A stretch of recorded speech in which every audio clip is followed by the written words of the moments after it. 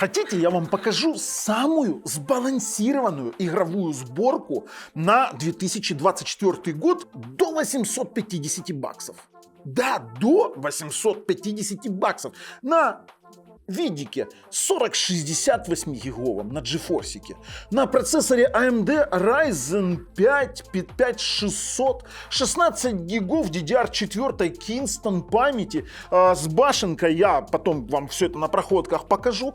Я вам скажу, что это будет еще дешевле, чем 850 баксов. Это очень бюджетная сборка, новая сборка, если вы будете собирать сами. Вот так вот, я вам сейчас докажу, что на нем можно поиграть с очень высоким FPS, очень бюджетно и очень крутые игры, киберпанки, Horizon и тому подобное. Ну что, на канале Технозон, пошли играть!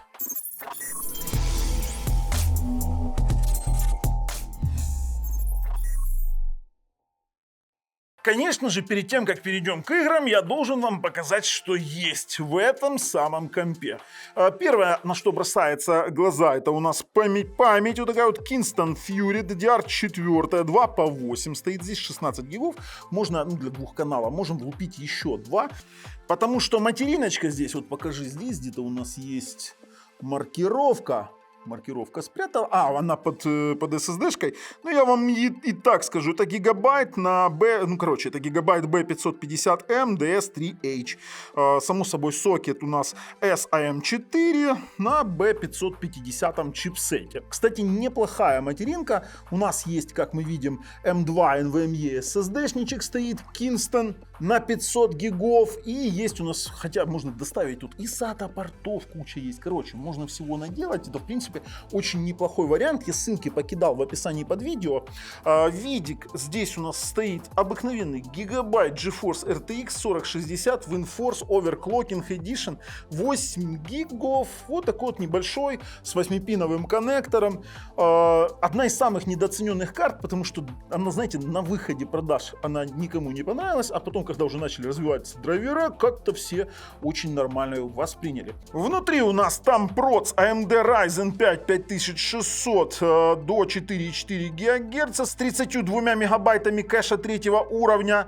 Корпус у нас, ну такая вот у нас башенка, смотрите, башенка стоит симпатичная. Кстати, все светится с такими 120 миллиметровыми этими, господи, как их, кулерами. Спереди у нас такие кулерочки светятся. Неплохая сборочка. У нас здесь блок питания гигабайт P650B на 650 ватт, более чем достаточно.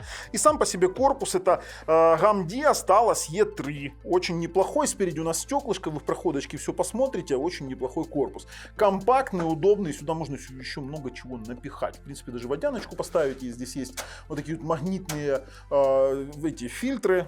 Скажем так, пыльнички снизу, кстати, тоже есть магнитный пыльничек, по-моему. Ну, смотрим. Да, есть. Он не магнитный, просто пыльничек есть. То есть очень прикольная штука. Ну что, поехали играть уже быстрее. Вообще подписывайтесь на мой канал быстренько и нажимайте колокольчик.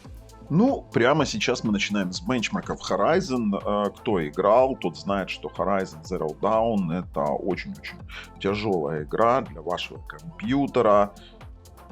Сначала я начинаю на средних настройках. Мы видим, что это у нас примерно 174-178 FPS. И послушайте, это в среднем, но можно выставить с вами на максимум и посмотреть, что у нас получится. Сейчас хоть GPU загружен до 97%, он просто показывает максимальное количество FPS, которое он выжимает на текущих настройках. И на CPU у нас нагрузка 75-77%. Мы понимаем, что с такой нагрузкой мы можем играть действительно круто. Действительно, это будет очень хороший FPS, но это при этом Full HD. Я хочу попробовать, что он может Full HD на максимуме. То есть просто мы сейчас немножко изменим наши настройки, и это будет работать, слушайте, действительно очень круто. Все очень плавно, мне очень нравится. И давайте вот еще сейчас одну проходку оно пролетит, мы увидим результат и будем с вами уже менять настроечки. Минимум, который я видел, это 143 FPS. В принципе, для такой игры это не то, что более чем достаточно, это, знаете, даже больше, чем нужно. И у нас в среднем 185 FPS, минимальный 66, максимальный 329. Это действительно хорошо подходит для такой конфигурации. Мы видим, что вот здесь наша конфигурация AMD Ryzen 5 5600, 6-ядерный и 16 гигабайт оперативной памяти. Поставим с вами Ультра. Все ультра. И думаю, что мы здесь зайдем и на ультрах просто поиграем. Просто поиграем. И здесь мы видим 137, 138. Сейчас мы выйдем еще и на открытое пространство. Так. Слушайте, а куда нам здесь? Я уже так давно в нее не играл. Всем советую. Игра действительно мега крутая. Давайте сначала тут нужно в подземке, грубо говоря, побегать. Ну, это не подземка, это пещеры старых предтечей. Давайте открываем замочек. Все открыли. Бежим. Я не знаю, если вы не играли до сих пор, очень-очень советую. И вот мы в открытом пространстве, 116, ну, короче, это минимально 100 FPS. Это мега круто, очень качественно, то есть на ультра настройках очень хороший гейм. То есть данная сборка подходит для ультра Full HD гейминга в данной игре. У меня нет вопросов по Horizon. Давайте выходить. И теперь перейдем к следующей игре. Но перед этим мы посмотрим на процессоры. В этой конфигурации мы имеем, вот он, 65 Вт максимальный TDP, 7-нанометровый процессор, 32 мегабайта кэша 3-го уровня и память, которая работает в двухканальном режиме, 64 бит. Ну, все стандартно. В принципе, видеокарта GeForce RTX 4060. В принципе, на саму видеокарту можем посмотреть. Это действительно неплохой вариант за свои деньги. Так. Адаптер NVIDIA AD107. Про модель мы уже говорили. 5-нанометровый, 128-битный, 8 гигов 6 от Samsung. А мы эту сборку купили почти за 33 тысячи гривен на Telemart.ua. Ссылку оставлю в описании под этим видео. Хотя вы можете собрать сами, выйдет это вам действительно дешевле. Я просто-напросто покупал ее вот за такие деньги. Здесь есть конфигуратор ПК, можете вообще сами все это выставить. Ну, как мы и говорили, тут видите, все то, что я перечислял. AMD Ryzen 5600, гигабайт, блок питания. И цена за такой компьютер действительно получилась очень неплохая. И следующая игра, это, конечно же, PUBG. Идем в настроечки. Здесь у нас Full HD. Давайте выберем именно максимум. Сейчас мы выберем все на максимум. Так, пойдем немножечко поиграем. Вот мы и на ультра настройках. Мы уже пытаемся что-то сделать. Сейчас 150, 160, 170, 180 FPS. Это очень-очень пристойно. Я как человек, который... Слушайте, я думаю, что... Знаете что? Что он даже 2К потянет. Это очень нормальная сборка даже для 2К гейминга. Дело в том, что когда делал обзор GTR 7 от Belink, там мобильный процессор AMD Ryzen 7 7840HS, я туда еще пилил с картой eGPU на 3070. И там было вот чуть-чуть даже меньше FPS, хотя это была, вот знаете, такая нормальная сборка, но она, правда, подороже выходила. Ну, короче, давайте полетели, посмотрим. Мы смотрим на один из самых дешевых. Так, давайте, поехали. Ну, судя из моего персонажа, вы, наверное, понимаете, что я люблю поиграть в PUBG. И мне важна действительно графика, важны FPS. Жалко, что я играю без звука, меня очень быстро сольют, если что. Смотрим, есть у нас кто-то в приземлении, никого вроде из врагов. Так, давайте посмотрим, что у нас тут Бог послал, скажем так. Берем. Ну, жилетик однозначно мы берем. 176-179 кадров в секунду. Это действительно для PUBG очень хорошие показатели. То есть я смогу, допустим, вытягивать катки на таких показателях очень, очень просто. Я раньше очень как-то предвзятым относился к Ryzen 5, особенно вот этой 5 серии, и как бы уже там рассчитывал на 7-ю, но, не знаю, сокет SM4 еще действительно может себя показать вполне хорошо. Я думаю, что для игр он подойдет еще очень-очень долгое время, поэтому сборка действительно хорошая получилась. Раньше я гонялся за Core i9 или AMD Ryzen 9, как-то, знаете, так, у меня все время хотелось Ну, а получается разница, знаете, я попользовался компьютером, для меня разница в том, что браузер откроется на 1 секунду быстрее на Ryzen 9, либо еще что-то, потому что, допустим, на такой же видеокарте, но на Core i9 я получу приблизительно те же самые FPS, потому что все упрется в саму видеокарту, это будет узким местом этого ПК. Смотрите, 165 FPS средняя, при том, что я стреляю, да, и чтобы эти FPS опустились, честно говоря, даже не знаю, что делать. На ультрах обычно там при резком переходе сцены, при резком прицеливании, при резкой стрельбе могут там быть какие-то просадки, здесь все хорошо держит. Вот сейчас у нас 179, 180, и, блин, хочется и катку откатать, и работать надо, скажем так. Ну, если кто-то играет, давайте там присоединяйтесь, ищите меня по нику Zorander в Steam, потому что у меня нет, скажем так, команды. Поверьте, там, с моим там 200 плюс уровнем, я думаю, будет вам интересно со мной поиграть. Слушайте, но он еще и не шумит и не нагревается. 49 градусов, процессор GPU 73, 79, и при этом он вообще не шумит. То есть это стандартная температура для этой серии, очень даже нормально держится. Мне действительно нравится такая сборка. Когда говорят о 16 гигабайт DDR4, что это мало, поверьте, мы когда играли в Horizon, это было 9,5 гигабайт загрузка, здесь мы играем на ультра 9 гигабайт загрузка. Я думаю, что вот все очень даже нормально хватает, и, честно говоря, еще будет долго хватать, если чисто играть. Так, еще мы с вами посмотрим 3D Mark, что же мы там намерили. Это 10196 баллов, это нормальный средний результат для такого бюджетного игрового компа для Full HD гейминга. Очень даже неплохо. То есть мы видим здесь везде, что это будет там 100 плюс, 135 плюс FPS, 70 плюс FPS в GTA 5, а вот на Full HD они пишут даже больше, 115 на Fortnite, на Fortnite 260 плюс, да ладно, слушайте, ну вообще, честно говоря, за 30 тысяч гривен поиграть на ультра с такими показателями, это действительно нормальный вариант. Давайте мы с вами еще проверим скорость SSD диска, который здесь есть.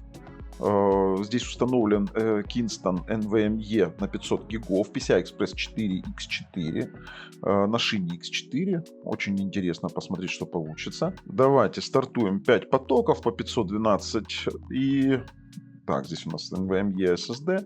И стартуем все тесты. Начнем и посмотрим на температуру. В процессе у нас получились достаточно интересные результаты. Это обычный твердотелый накопитель NVMe. Смотрите, 3659 мегабайт в секунду. Это на прямое чтение. 2629 мегабайт в секунду на прямую запись.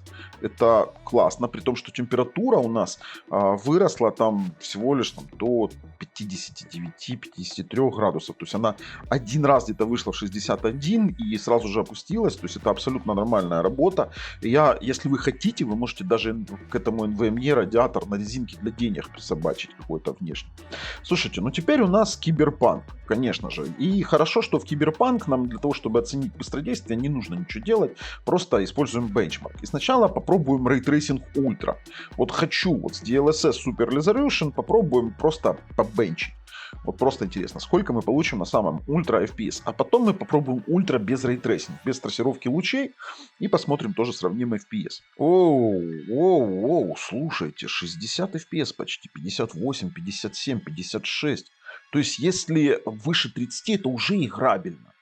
А тут у нас почти 60 FPS на рейтрейсинг ультра в Full HD. Я очень удивлен, что на 4060 это можно сделать. Я вот прям не ожидал. Сейчас мы вылетим на открытый воздух, там будет чуть-чуть даже больше, поэтому здесь можно играть спокойно в Full HD 66, 67. Да, это играбельно, это очень даже играбельно. Смотрите, рейтрейсинг как отрабатывает отражения в лужах, были такие красивые. Смотрите, везде вот эта вот трассировка лучей с вот этим отражением классным. Это просто нереально. Слушайте, ну на открытой местности под 70 FPS это очень такой достойный показатель для такой сборки. При том, что у нас нагрузка проца где-то там 78, 80, 90% и видеокарта 93, 94, там 95%. Мне интересно, сколько будет минимально, сколько максимально. Ждем. И у нас минимально, нифига себе, минимально 53 FPS, максимально 70, средний 61 FPS. Это очень крутой показатель на ультра. на рейтрейсинг ультра. Давайте простую ультра поставим. Вот мне просто интересно, даже без рейтрейсинга, да? То есть здесь будет всего лишь немного хуже качество отражений и качество самих лучей. Но сейчас посмотрим, что мы получим, какой прирост.